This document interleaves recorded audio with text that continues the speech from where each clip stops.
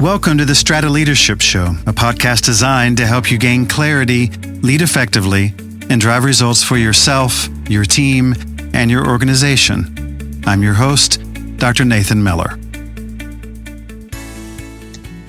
I'd like to welcome today to our show, Lyn Watson. Lyn is a dear friend of mine. We worked together side by side for a number of years. I've learned a great deal from her and her genuine love and desire to see people grow. And so I'm really thankful to have Lyn here. She's the executive director at Crossings Church, where she oversees all of the human resources functions. And really, she's one of those people that just brings life into every room that she walks into. And it's not one of those things where she has to act. It's a choice that she's made long ago that people really matter. So Lyn, I'm really happy to have you on the show today. Thank you, Nathan. I'm happy to be here with you. So help us understand more about your story. Let's start with growing up. Where did you grow up? What was life like for Lyn as you were in those formative years? So I grew up in Lawton, Oklahoma. My father was a minister. My mother was a teacher. And I had one older brother. And so I grew up in a house where we knew that it was important to serve and serve well and to perform and to be the best at anything we did. We learned very early on that it was quality over quantity. And so I feel very blessed to have grown up with my parents in a good home and with a good spiritual foundation. So tell us about life in Lawton. Was it obvious that you were going to end up being a leader at the time? What was that like? You know, it's interesting when you think back on your childhood. I always thought that my brother was the leader because he always wanted to be president, and I always had to be his secretary. He would never let me be vice president because that was back in the 70s. But I always seemed to take on a leadership role because I either thought something wasn't going fast enough or wasn't being efficient enough. And so, yes, I think that started in junior high. I was president of the 9th grade class, got to high school and became the student body president my senior year. And so that was kind of my life. So you go through school, you get through junior high, high school, and it becomes more and more obvious that people trust you that way, that you enjoy helping open doors of opportunity. So you graduate from high school, then what happened? Well, it's interesting. I got a 4-year scholarship to Cameron, and my mom said, "You're not going to Cameron, you're going to OU where your brother is." And I said, "But I'm paying my own way." And she said, "That's right. And you're going to OU because there's more opportunity for you if you get out of town." And so I took her advice thinking I wanted to be a dentist until my sophomore year when I took chemistry and calculus. And then my life changed. So knowing you, you're obviously very, very bright, but you have never been someone who just has talked about things like that. So I'm assuming that experience made it very clear that was not what you wanted to do. What happened? Well, it was very clear that my brain did not work like a chemist or a calculator. And knowing that I had to know those things to be a dentist was very important. And at that point, I had to do a life shift. I remember I called my mom and I said, "Okay, Mom, this is not working. Help me, work through this." And she said, "You've always loved writing and you've always loved speaking. How about something in journalism?" And truly the next day I went to the School of Journalism. I looked at it and I said, "Okay, I'm going to be a journalism major and major in PR so I could be a PR person at some point in my life." Is that the role that your mother always played in your life? The person that you could talk to about what to do? She was definitely somebody who was a great role model for me. I mean, she worked hard. She worked her way through school because she knew education was a way to get out of her life and the projects in Pittsburgh and in poverty. And so I always admired her tenacity, her resilience. And so she's always been a great sounding board and role model for me. So you get to OU, which is obviously a very large school, and journalism specifically. They have a program that they're known for internationally for the quality of that program. And so you start heading down that path, but you're having to pay for school yourself. Was that through student loans? Did you work? How did that happen? All the above. So I had student loans, I had grant money, I had scholarships, and then I worked full time too. So my senior year, it was fall semester, my senior year, I had 21 hours and 3 jobs because I thought if I'm going to graduate on time, this is what I have to do. And so I would be up by 6 and be in bed by 2 a.m. because of the 3 different jobs that I had. And so it was a great semester because I made straight A's and was paying off my bills. And then came my spring semester and I had 1 job and 12 hours, all electives, but 3 of those hours. And I barely made my 4 point. So I found that the more packed my schedule is, the more productive I am. Have you always been that way of someone who felt like you needed to not waste any time in your day? Yes, and I don't know why. Maybe because my mom's that way. I mean, my mom is retired. She's 81, and it's still hard for her to sit and read a book. And this time right now is really trying for her. So she's taking lots of walks. So I think that was modeled for me growing up. So you are about to graduate from OU. You obviously worked very hard, both on your academic side and then also being able to pay the bills. Is that when you met your husband? Yes. Actually, I took about a month off after I graduated because I'd worked so hard and I was tired, and I just went back to Lawton. And finally, I think it was July 4th weekend, my mom said, "You will be out of this house by August 1st, so go find a job." Thought, okay, I better get on that. I had been offered a job from the Oklahoman, and when I looked at that, it wouldn't even have paid my rent. It was to be the city desk editor. Now, for those who aren't from here, what is the Oklahoman? It's the state newspaper. And I had done an internship there working on the city desk. And they asked me to come be the assistant city editor. And looking at that, I was flattered. And then I thought, oh my goodness, I just got a journalism major and I can't make any money. And so that's when I started looking into sales jobs. And so, yes, I met my husband in August of '87 and became a salesperson with a technology company. Well, congratulations on being married now, almost coming up on 30 years. It has been 30 years. Well, even better. Congratulations. Thanks. So you keep having one obstacle after another, finding your way to open these doors of opportunity. So you find that sales may be a better fit for you. How did that go for you? You know, it went really well. And I think it's due to the manager, my first sales manager that I had. I mean, what he modeled for me, how I needed to speak over the phone. What did that look like? Words I needed to say, how I needed to listen well. He trained me really well. And I feel like it was a real blessing to be a part of that organization. You know, when I listen to people talk about their paths, often it was not just incredibly obvious that they were going to end up where they are now. If I had talked to you at that time, where did you think your life was going? That's a really good question. If you would have asked me then, I would have told you that I was going to be at that company until I retired, and that at one point I'd probably be CEO of that company. However, that did not happen. So what happened? The company, it was a great company. It basically sold to a buyer out of Michigan. And when they purchased the company, they said nothing was going to happen. And within 24 hours, all of the C-suite people were gone. And they asked everyone if they were interested and moved to Michigan. And that was the last place I wanted to move. Oklahoma is north enough for me. So the company moved to Michigan, and most of us just stayed here in Oklahoma and found different jobs. So those types of moments that you have unexpected changes can be incredibly disruptive. Mm-hmm. How did you handle that?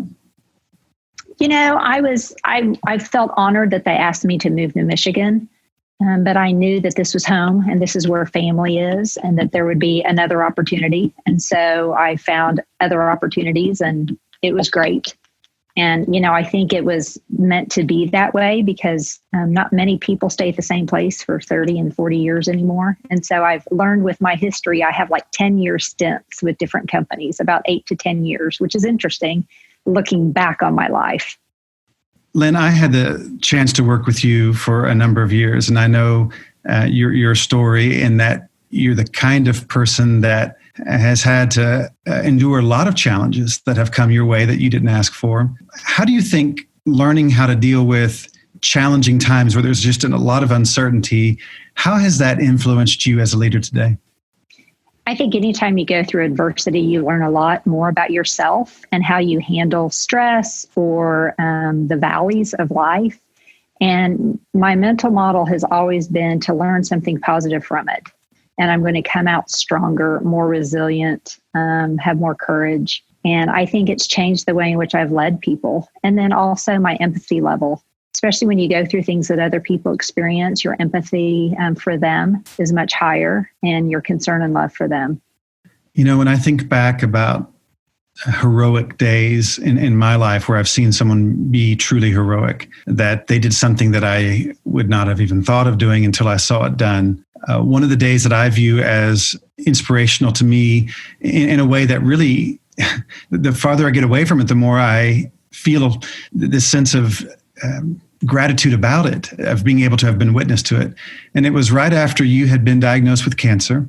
And you and I were working together at a company, and it was a big program that we were doing. There was a lot of pressure. It was the first time this company had done something like what we were doing. We were doing a leadership academy for them, you and I at the time. And you had come in that morning and you had been diagnosed, and you shared with me for just a moment what was going on.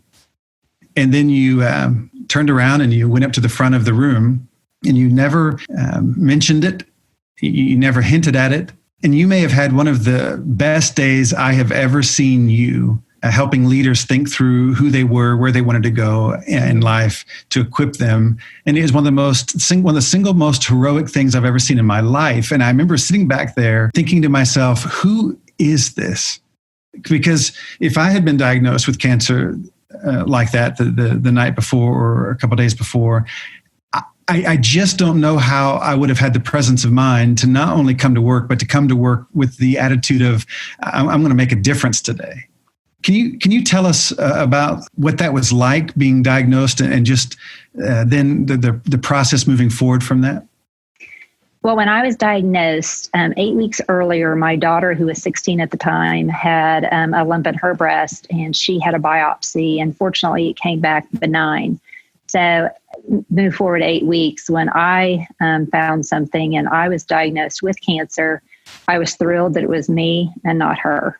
So truly, it was a time of Thanksgiving, because I didn't need mine anymore, but she probably needs hers at some point. And so when you're diagnosed, you decide, you create a plan, you move forward. And I never wanted that to interfere with my work or with the people that I was impacting. It gives me a story now that I can look at it in hindsight, but while you're going through it, what I wanted to do is have the presence of mind to be able to serve others during that time, and not to have, any pity parties, because I knew that I would make it through and have fun. I look back on that time, and not only did you not really make it known, you really did, in essence, turn up the pace of saying, well, what else can I do to serve people? And I hope you know how much that means. And it's, I don't know that you would have been able to register what that inspiration has meant over the years for me watching you. And so when you think about leaders, when they're going through challenging times like that, when you think about that sense of intentionality, what would you say to somebody now, a leader who is facing the challenge of, like, the pandemic that we're dealing with now, the economic crisis, the tsunami that has come into so many companies that was not deserved because they weren't doing their jobs well? What would you say to them in this time of crisis? I think it's a perfect time for leaders to realize that we need to be nimble and that we have to be able to adjust and to pivot if need to be pivoting. One thing that I've been expressing to our employees is they need to take time to slow down and feed themselves, because if they're not feeding themselves, then they can't feed others. So you are now working in one of the fastest growing churches in America. It's basically the size of a town. And you're leading a staff of people that I think would be pretty interesting to work with, because these are highly creative people who have high expectations. And I could also imagine it would be a bit challenging because you're dealing with, I would guess, a lot of people who are innovators, who are mavericks in their own way, who are making an impact in the world. Tell us about what life is like in the role that you have now. I love my role because I basically have 300 people that I get to love on every day and focus in on them and help grow them and be that sounding board for them and help develop them and grow those folks. So how do you get people to a place where they feel safe enough to deal with the discomfort that is always a part of growing? I think it comes down to vulnerability and trust. I'm very vulnerable with the staff. They know my story. They know how I got where I am. And I will also explain failures when I fail at things because I want people to know that this is a place for us to learn and grow, and it's a safe place to do that. So in your own life, what's an area that you're trying to grow in as a leader where maybe you haven't been as effective as you would like to be and you're trying to grow? Well, I think sometimes it's learning the details of products and services that we're providing. I've never been that detail person. Give me the hierarchy, the overview, but I have a great team that deals with the details. One of your things that you're known for, I always tell people about what was it like to work with Lyn Watson over the years before you transitioned to where you are now. And I always tell the same story. I said, working with Lyn, she's a force of nature. And it was fun because you would sit in your office in the morning and you are like the world's great extrovert. And I'm one that would feel more comfortable in more with introverts. It's just that kind of dynamic. And I've loved working with you because you're so good at what you do. But I would tell people that when Lyn would walk into the office, it was this almost like this tidal wave of energy, because you'd walk in on a Monday morning after we'd worked on Friday, had a good day on Friday. You come in on Monday, and it's as if you have never seen these people like you've been gone for years. And so you come back in, and there would be this tidal wave of energy as you go from desk to desk to desk. And it was, so how was your weekend? I'm so happy to see you. And there'd just be this level of energy that would increase, and this level of volume when you walked through the office area. And I'd always joke because it was always a reminder to me to get up and shut my door so that, and I'm kidding. But the idea is that you came into the office with intentionality. Mm-hmm. How did you do that? Well, I think everyone can make an impact in different ways. And I know that if you can set the tone for the day, it helps set the tone for everyone. So you leave your troubles in the car and you walk in and you say, okay, it's time to up the energy. And let's do this, because while we're here, if we're going to do it, let's have fun while we're doing it.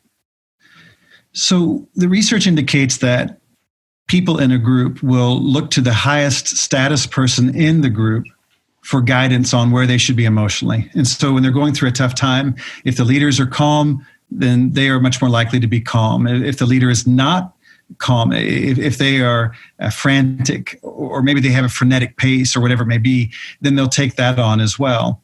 When you think about the intentionality of a leader, it's one thing to see them at the highest rank, that they're already at the top level of the organizational chart.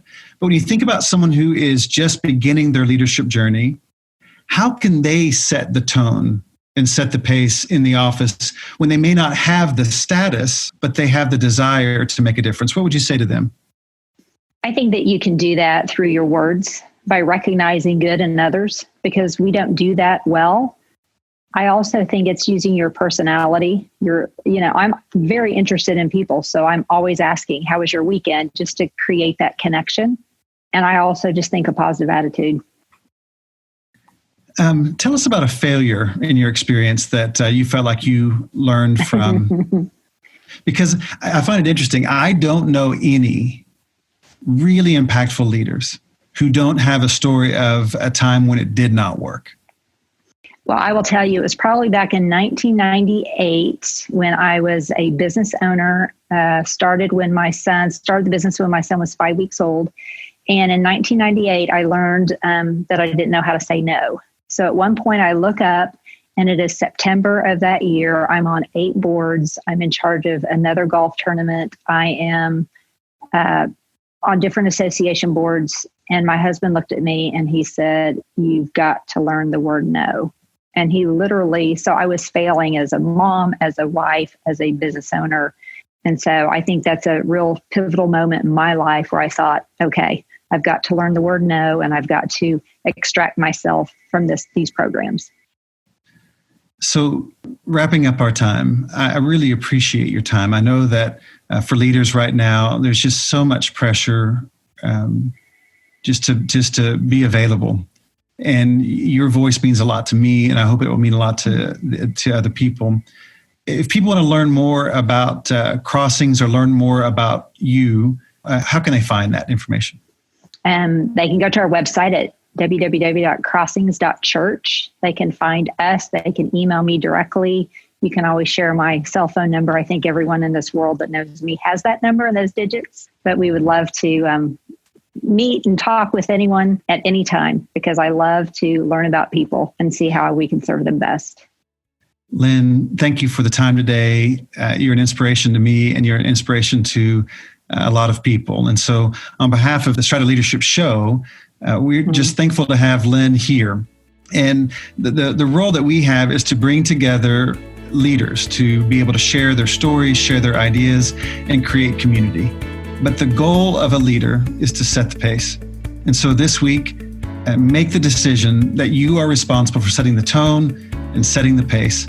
If you'd like to learn more about Strata Leadership, we would invite you to look at our website, strataleadership.com, where we are standing by to be able to serve leaders who care deeply about other people. Set the pace.